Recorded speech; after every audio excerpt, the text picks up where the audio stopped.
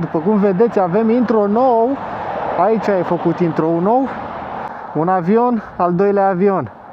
Înțelegi ce zic? Și ce e aici, dacă vă întrebați? Aici este un club de noapte.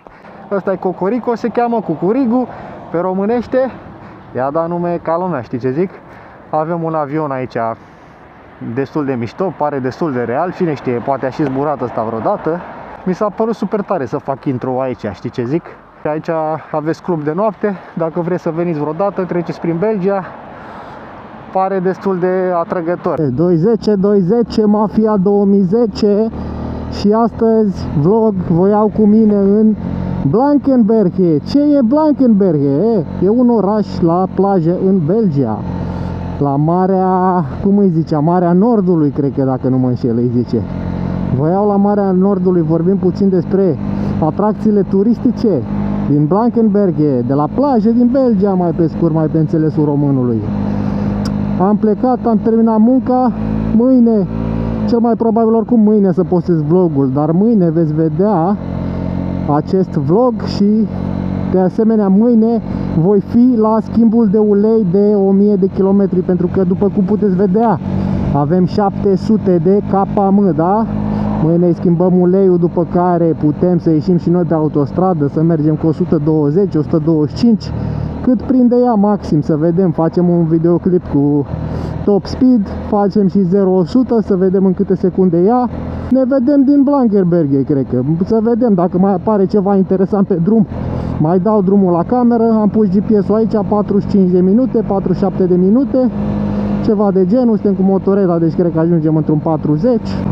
Acum mergem și noi în spate la camion frumos cu 90 la oră, să ne tragă curenții de aer de la camion, să consumăm 1%, ea consumă, deci fiți atenți aici.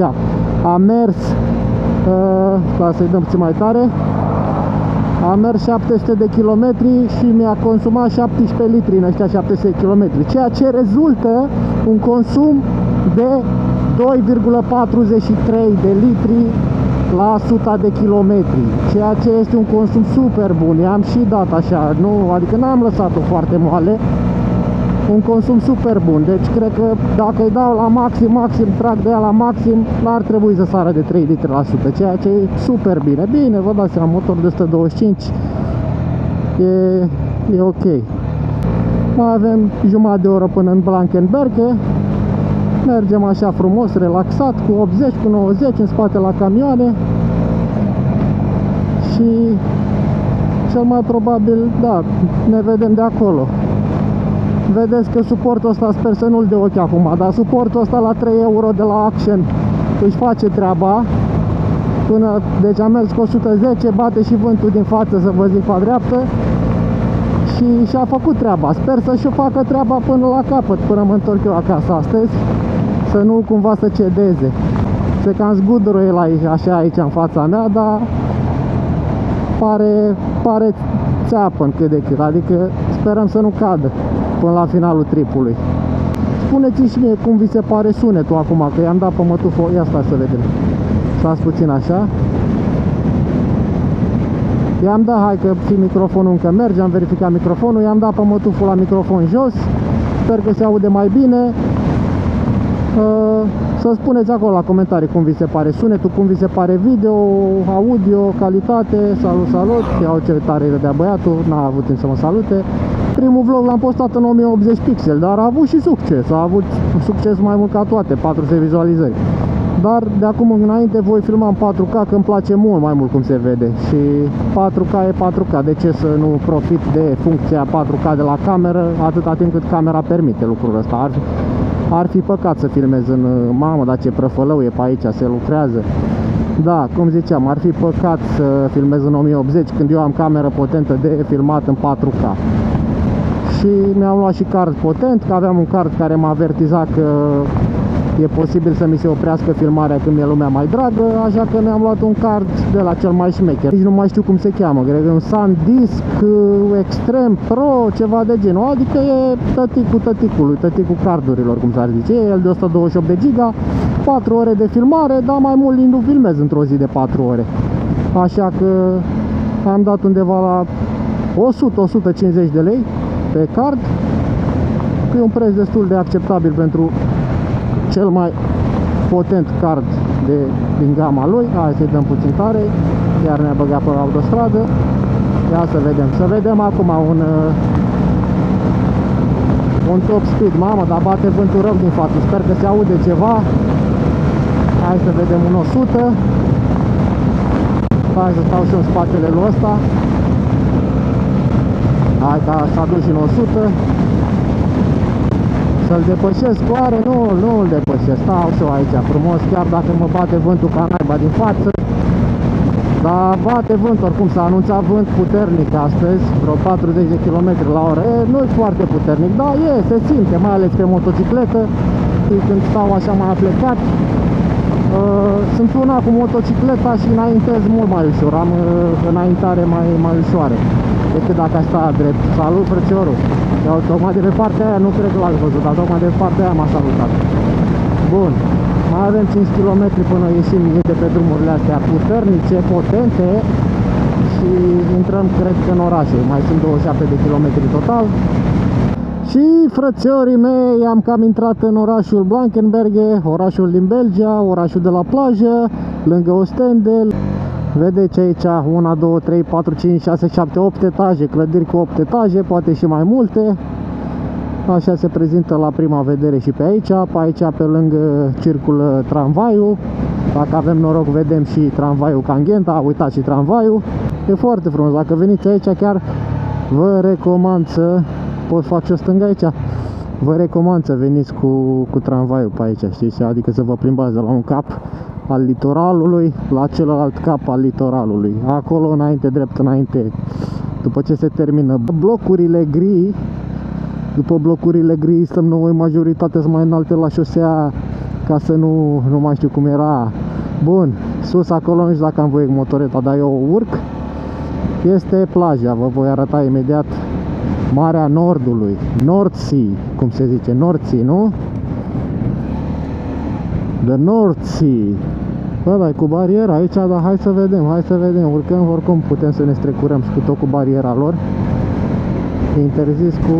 ce e interzis aici? Hai că avem voie, mai sunt mașini, interzis la dreapta. Mamă, ia uite ce frumos, dar ce agitată e marea. Hai să vedem unde o parcăm, vedeți puțin așa un sneak peek. Se dau oamenii cu parașutele, dacă vedeți acolo, dați și voi un zoom acum. Și vedeți oamenii cu parașutele acolo. Adică nu știu cum se cheamă sportul ăsta, ia lăsați în comentarii cum se cheamă sportul ăsta, skydiving sau cum îi zice. Copiii văd că sunt la ordinea zilei, se joacă, loc de joacă pentru ei, foarte frumos. Marea pare cam agitată, o să vă zic imediat puțin și despre Marea Nordului.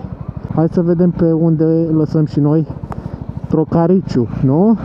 Zici că suntem în Mamaia Nord aici, cei care sunteți din Constanța. Exact, zici că suntem în Mamaia Nord, cu hotelurile aici lângă, plaja acolo la vedere, dar numai că aici cel mai probabil de 2 ori la preț aici față de litoralul românesc, Mamaia Nord. Înțelegeți? Hai să mergem așa puțin pe faleză, ne plimbăm ca să vedem și unde duce, că nu cred că am fost niciodată pe aici. Noroc cu motocicleta, noroc că acum m-am apucat și eu de vlog, fac ceea ce îmi place, că până acum numai muncă casă, m-a săturat, monoton. Da, vedeți, filmăm pasarela de la hotelul Flora din Constanța, da? Glumesc, nebunilor, nu suntem la Flora în Constanța, suntem în Blankenberge, la plajă în Belgia. Mamă, ce nisip vine dincolo. Cred că nu prea m-am pus bine aici chiar în capăt. Să mai întorc, nu mai am voie, o să întorc pe partea elaltă. Hai să vedem ce o să facem. Și parcă aș bea și o cafeluță ceva, știi ce zic? Am muncit și eu, azi merit și o cafeluță, nu? Ia spuneți acolo în comentarii, merit și o cafeluță? Că v-am adus până aici, v-am luat cu mine până în Blankenberge. Uite, îmi făcea copilul cu mâna, las că nu l-am văzut târziu, too late. Da, hai că ne întoarcem puțin. Dăm așa un ocol, mai vedem și noi, mai luăm pulsul. Uite, putem să oprim și puțin aici, ca să vedeți. Ia vedeți încolo iahturi, aici sunt bogătanii aia cu bani. Aici nu vine oricine, eu sunt doar așa întreagăt, știi, cu trocariciul meu. Mergem mai departe, dăm bătaie, parcare cu plată, bineînțeles, Că în zona de bogați nu se poate fi. Nu se poate a fi parcare pe mocangeală, că nu e aici stai pe mocangeală. Aici vă dai bani în stânga, în dreapta, ia vede statuete.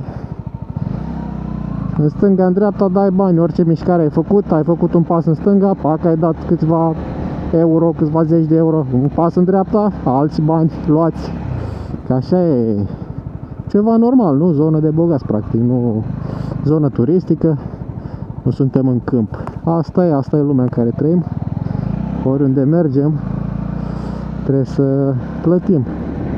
Momentan știi ce vreau să fac? Să-mi iau o cafea, știi? Stau și eu la o cafeluță și revin după aceea cu filmare. Cu cine am mai fost eu pe aici? Cu Discretul și cu un tovarăș de-al meu, Discretul și Leahu. Salut, Andrei Leahu, dacă te uiți la vlogul ăsta. Ia, hai ți arăt puțin zona, hai că știu și de unde beau cafea de aici. Ia zi, mai cunoști zona asta? Când ai venit tu de te-ai rătăcit cu vaporul pe aici, nu mai te lăsa să ajungi la vapor acolo, să te urci pe vapor? Rămâneai aici în Belgia. La OK mă duc, că știu că e cafeaua bună și cred că e și gratis. Mă duc să beau o cafea pe mocangeală, la OK. Uite, ziceam că nu e nimic pe mocangeală, dar la OK aici, dacă faceți cumpărăturile, aveți cafea moca de la Tonomachi, o cafea super bună și destul de măricică. Aici intrăm. Mă iau și un croissant, ceva acolo, dau și eu 50 de cenți, să nu zic că când am făcut piața, știi? Și mi-au o cafea moca, fentez o cafea moca. Decât să dau 3-4 euro pe aici, pe la restaurante, pe cafea, o iau moca. Și am revenit, fraților, băgăm repede ceva, ia să vedem, mai are cafea? Mai are cafea. Hai să băgăm o cafea, așa cum, după cum v-am zis, așa bezi cafea moca de la automat. Faceți cumpărături, vă prefaceți că faceți cumpărăturile și ia să vedem, hai să dăm una lungă cu lapte. Mamă, are și topping-uri, ia vedeți. Dăm cu hazelnut. Perfect. Facem loc la doamna. Așa bezi cafea moca de la magazinul OK. Și de la Colruyt, dacă știți în Belgia pe aici Colruyt, tot așa, ia vedeți. Cafea măricică, cafea cu topping, moca. Luăm un croissant ceva la 30 de cenți și cam așa se prezintă situația. Ia să vedem. Știu și că e și bun. Înțelegeți ce zic? Bun.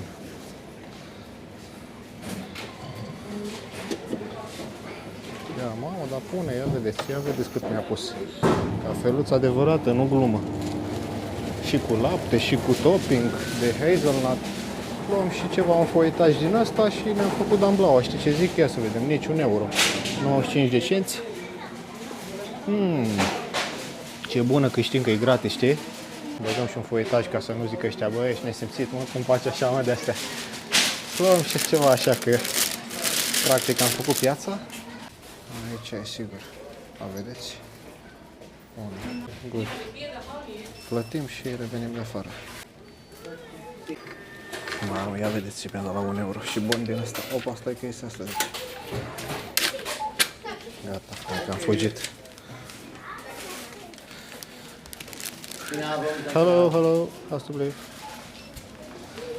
Hai că mi-a și mulțumit că am cumpărat, ați auzit? Vedeți motocicluța. Mi-a și mulțumit că am cumpărat.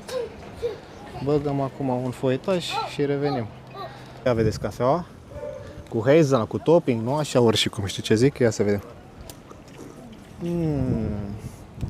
E fierbinte și gratis. Ce mai vrei mai mult? Bun, și am revenit, frățiorii mei. Am lăsat motocicleta aici, Mobra. Am parcat-o aici frumos la balustradă. Hai să mergem puțin așa pe plajă. Dăm viziera asta jos așa, că bate și vântul. De auzită cred că se audă bine, fiindcă am lăsat microfonul în cască. Plaja, o întindere uriașă de nisip fin. Vedeți cât de fin e nisipul acesta, ia vedeți. Cred că, ia uitați ce fin e nisipul ăsta. Stați, dau să văd și eu. Ia vedeți. Nisipul foarte fin. Este una dintre cele mai late plaje din Belgia când e reflux. Ai impresia că mergi 1 kilometru până ajungi la apă. Aici se află Marea Nordului și misterul mareelor. După cum ziceam, aici nu e Marea Neagră, iar diferența principală o reprezintă mareele. Fluxul și refluxul. Apa urcă și coboară de 2 ori pe zi, diferența de nivel e uriașă. Poți să spui prosopul lângă apă și după 2 ore să te trezești că apa a înaintat 50 de metri spre tine. Sau invers, că s-a retras de nou, mai vezi. Temperatura. Chiar și în iulie-august, apa are rare ori peste 18-20 de grade. Este revigorantă, ca să nu zic direct înghețată. Pentru cei obișnuiți cu Grecia, știți ce zic? O să observați niște diguri lungi de piatră care intră mare perpendicular pe plajă. Sunt acolo pentru a preveni eroziunea și pentru a sparge valurile. Sunt locuri perfecte de plimbare, dar ai grijă, pot fi foarte alunecoase din cauza algelor când se retrage apa. Ia vedeți aici, deja se vede aici pe jos, de acolo, de când ia vedeți culoarea, s-a schimbat culoarea nisipului. Aici, până aici a fost apa, vă dați seama? A fost flux, reflux, cum se zice aici. Deci până aici a ajuns apa. Dar momentan s-a retras, cine știe, poate peste o oră, 2, 3 ajunge înapoi aici. Deci e un fenomen wow din punctul meu de vedere. Spre deosebire de Marea Neagră, care e o mare aproape închisă, Marea Nordului e legată direct de Oceanul Atlantic. Asta înseamnă că forța gravitațională a Lunii trage de apă cu o putere imensă. În Blankenberge, diferența de nivel a apei între punctul minim și cel maxim poate depăși 4,5 metri pe verticală. Plaja care dispare în momentul de flux, după cum puteți vedea pe jos aici. Ia vedeți, unde e nisipul așa, aici a fost apa. Vine fluxul, high tide se cheamă. Marea înghite plaja cu o viteză surprinzătoare. Există momente când marea ajunge până la zidul de beton al falezei. Vă dați seama? E ceva wow. Când e reflux, apa se retrage atât de mult încât plaja devine un teren de fotbal uriaș. După cum puteți vedea, da? Ia vedeți, s-a retras 200 de metri, cam așa. Fiți atenți când vă plimbați pe digurile de piatră în timpul refluxului. Apa se întoarce uneori pe canalele laterale și te poți trezi izolat pe o dună de nisip sau pe un dig înconjurat de apă, înainte să-ți dai seama. Și astea fiind zise, aceasta este o apă muncitoare, vine, se duce până la blocurile acelea aproape, adică e ceva de neimaginat, dar se întâmplă. După cum am zis mai devreme, temperatura apei aici nu prea depășește a 20 de grade, nici în plină vară, cum e la noi în Constanța, Mamaia, de are și 25 de grade prin luna iulie-august. Aici nu sare de 20 de grade și când ajunge la 20 de grade e wow. Ia vedeți aici ce spumă s-a făcut aici. Oamenii n-au nicio treabă. Ia să dăm un zoom. Ia să vedem. Sper să se vadă. Oamenii se dau cu parapanta. Nu se cheamă, cum se cheamă chestia? Skydiving, cum se cheamă? Mamă, ăla e departe tare, în larg acolo. Se distrează lumea. Mi-e frică maxim, de apa adâncă. Chiar dacă știu așa să not cât de cât. Ia uitați puțin ce spumă s-a făcut aici. Ia vedeți cum vine valul spre mine cu spumă așa. Ia uitați. Mamă, hai că m-a făcut. Ia vedeți că trebuie să fugim puțin. Fugim de valuri, ia vedeți. M-am mutat și la picioare. Plaja din Belgia nu este pentru mine. Ia vedeți cum vine apa înapoi. Și uitați până unde s-a dus. Se duce ca lumea. Deci dacă stau eu aici unde sunt eu acum vreo o oră, 2 ore maxim, mă înconjur aici de apă. Vine apa peste mine și sunt la 100, să fiu la 100 de metri, 200 de metri de mal, știi, de țărm. Dar nu mai stăm aici, plecăm, cam asta a fost. Sper că v-a plăcut.